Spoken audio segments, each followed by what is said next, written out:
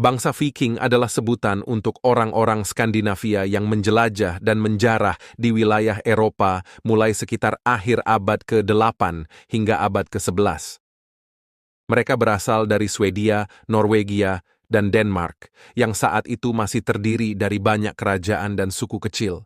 Mereka memanggil diri mereka sebagai Norsemen, yang berarti orang utara.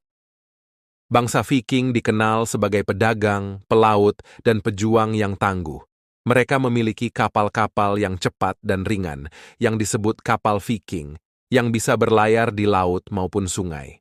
Dengan kapal-kapal ini, mereka bisa menjangkau berbagai tempat yang jauh dan sulit diakses. Mereka juga memiliki senjata-senjata yang tajam dan kuat, seperti pedang, tombak, kapak, dan busur panah. Mereka biasanya mengenakan helm, baju besi, dan perisai yang terbuat dari besi atau kulit.